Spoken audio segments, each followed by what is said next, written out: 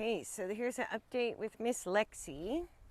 And what we've been doing is about 20 minutes each way of walking on small circles on the long reins. And because our weather is finally cooling off, what we're going to look at is about 10 minutes each way of walk-trot transitions. Now, because Lexi is a little bit more forward-going horse than Hercules, I'm going to see if she can trot on not the full length of the long reins, sort of a medium-sized circle, not as small as what we were doing at the walk, but not as big as what I was giving Hercules for the trot work. And same thing, I'm going to allow her a downward transition to walk whenever she likes. Like I said, she's a pretty forward-going horse. Her issues were not being able to slow down. So when she breaks to walk, I don't really need the whip to get her back into trot. And just like that, sometimes she breaks to walk and puts herself back in trot. And because I have more forward to work with, I can ask for more engagement by working on a little bit smaller circle. If she loses forward or she won't go into trot easily, I can make the circle bigger, I can walk with her so the circle isn't as precise. But if I really want to build up that hindquarter engagement and strength, then a precise circle is harder for them. You get more engagement than a loose, imperfect circle. A small circle requires a lot more engagement compared to a big circle. So this is pretty good. I'm on kind of a medium-sized circle with her. She's holding the trot very well.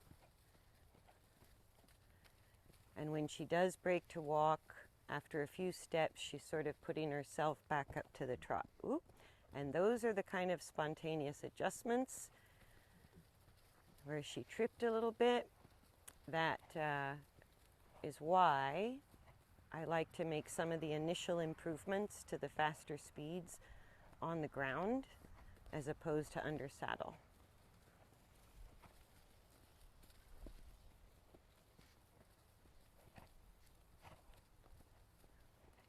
So she likes the trot. I think the trot is easier for Lexi than the walk, but we haven't been able to trot for a few months because she's in her 20s, she has Cushing, she doesn't sweat very well, and so she overheats pretty easily. And managing heat stress through the summer with her is always a big deal. So we just cut out the trot and the canter work when it gets too hot and humid and she's a little too heat stressed. So finally, with our first cold front coming through and the weather getting a little bit cooler and she's going to get clipped again, she should be able now to work on trot and canter a fair bit more. So this is probably the first trot work she's done in several months, and I'm really happy with it. She's trying to keep her neck long. She's pulling, but she's not terribly heavy. And she's kind of adjusting her neck up and down as her hindquarters gain and lose stability.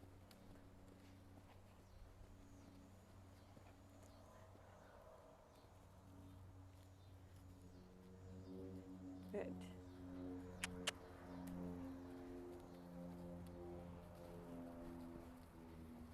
And if she starts flaring her nostrils too much, I'll let her walk, but my plan is, because she likes to trot, just 10 minutes one way, 10 minutes the other, sort of see how she does with that. And like I said, she can break to the walk anytime. The walk is harder for her, so it's not hard to get her back into trot. Sometimes she just picks it up herself.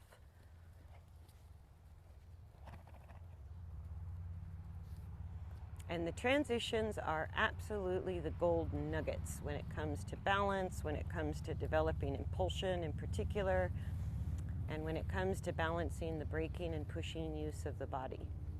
So I welcome the horse breaking gait as often as they like, and especially when they're easy to get going again into the upward transition. It's just no big deal if she breaks gait about 10,000 times.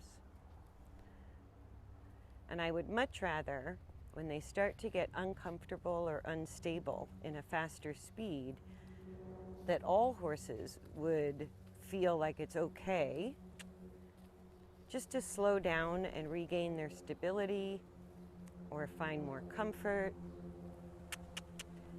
But as humans, we tend to have this obsession with don't break gait, don't change direction. And so by making horses obedient to not break gait, not change direction, at the expense of their balance, you're just developing habitually crappy movement. When we allow the transitions, she can choose the downward as often as she likes, and I can ask for the upward as frequently or infrequently as I like, right? But we go through the full transition because it's such a benefit to her balance and her body.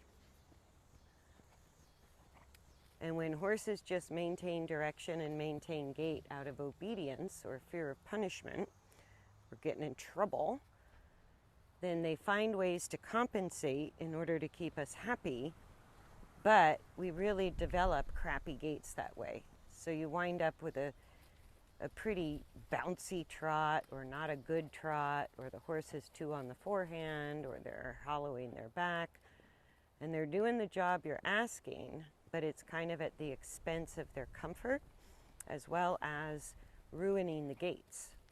So instead of developing the best possible gait the horse has to offer, it's just you're getting a crap gait because the priority is maintain gait, maintain direction. So they go, okay.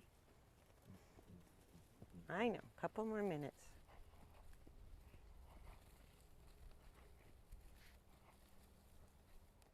Very good. So we've just got 2 more minutes this direction. If she chooses to go back into trot, that's fine. If she doesn't choose, I'm going to give her a whole lap before I ask again. I think she's getting just a little bit tired. Good girl. And one day Hercules will go into trot that easily, but not yet.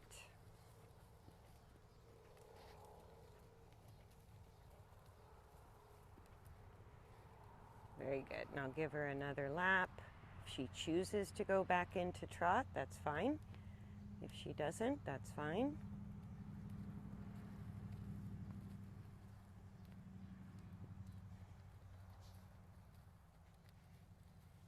Good. She's made it all the way around. We have time on this direction for one more trot, and then we'll change direction. So pretty good for her first trot of the season, trot work of the season.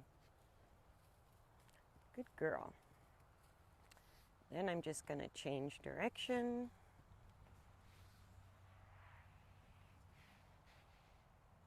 Get my circle roughly the same size, although it's not, there's no marker on the reins, so it's not too precise, but roughly about there.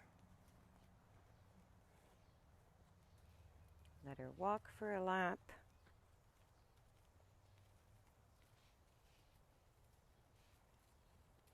Good. And then up to trot we go. Trot.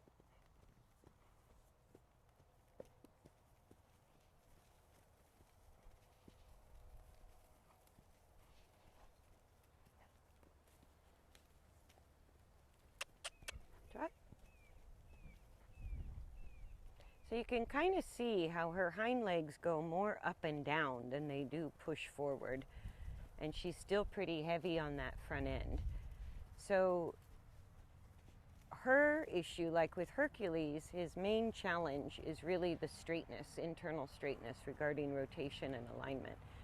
With Rafalco and with Lexi, they're more challenged with the engagement of the hindquarters. It's easier for them to get straight. They can kind of get their length. They can get level left to right a little easier. But stabilizing the pelvis and really balancing the go and the whoa, the self-propelled with the self-controlled, the braking with the pushing. All of that is more challenging for both Lexi and Rafalco.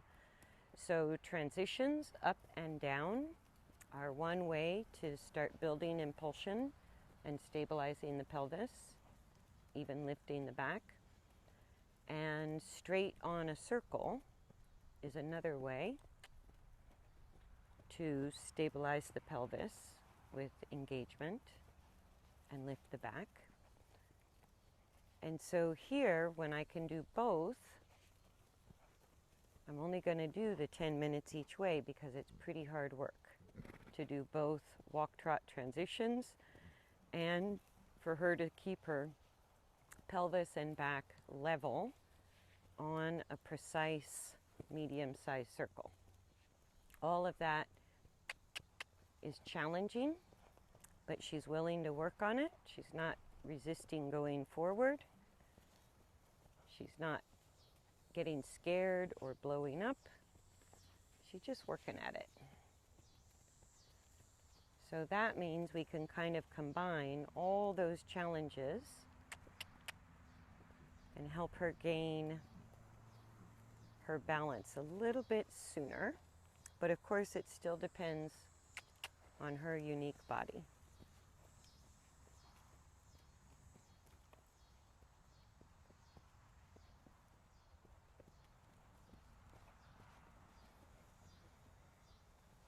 And when horses are a little heavy on the long reins, or like in her case and Rafalco's case, because of their prior training and how they were trained with the bit and the reins, both Lexi and Rafalco also not only share the common main issue of a lot of weakness through the hindquarters, they both made up for it kind of the same way through the neck.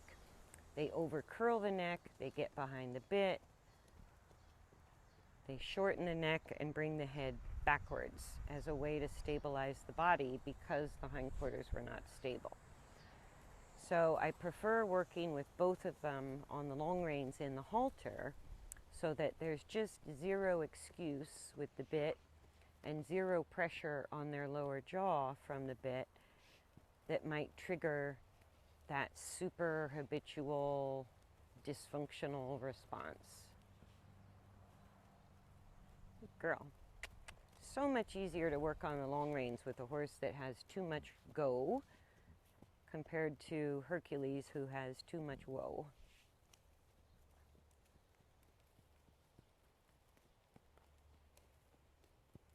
Good girl. And I think we'll see if we make it 10 minutes this way, because I can hear her breathing a little bit heavier.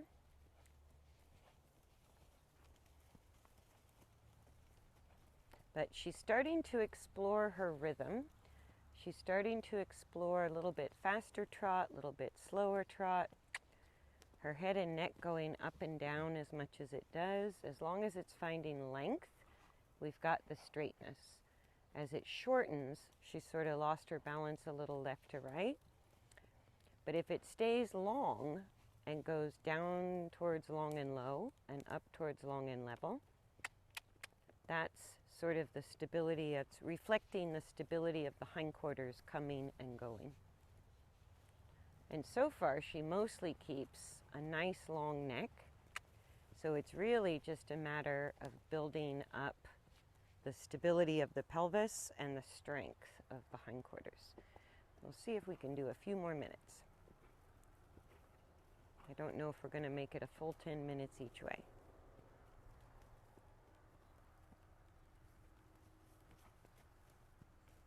Yeah, we're kind of losing steam. So I'm going to put a walk circle.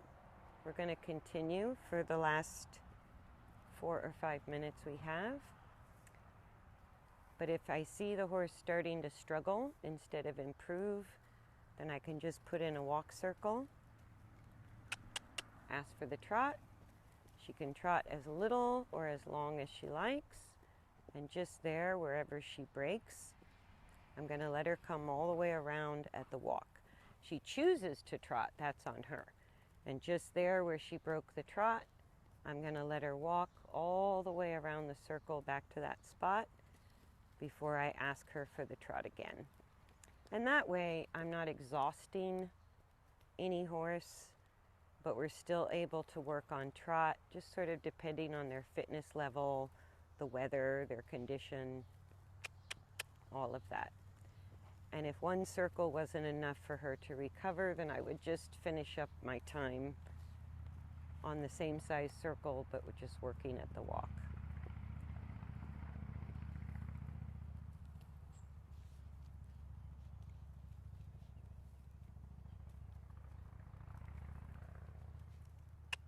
Trot.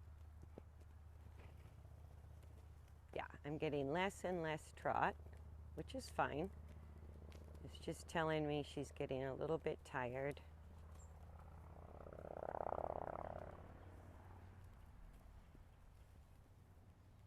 But I'm still getting the same benefit, even if I let her catch her breath with more walking time than trotting time.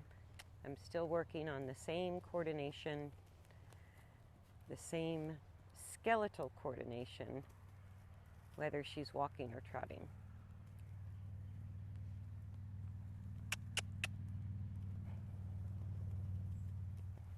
Yeah, she's not giving me too much trot.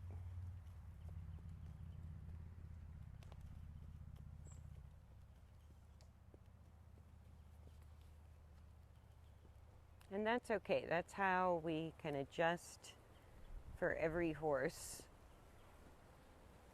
because it's sort of taxing enough to rebuild the core strength or the hindquarter muscles, or change the tone of the neck and back muscles, or work through some of those arthritic joints. All of that is hard enough.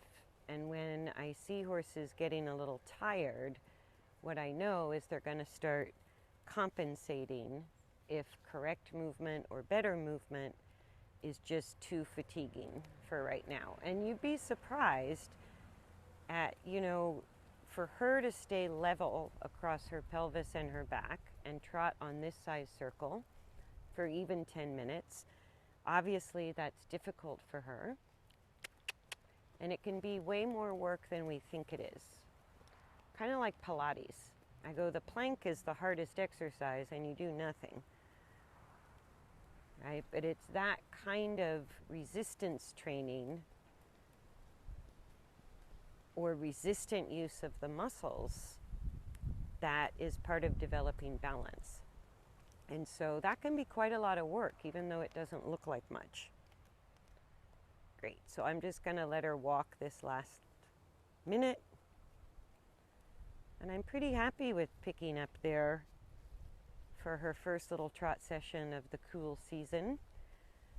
And she likes trot, she's just not super fit, and we have to be careful with her health and her heat stress.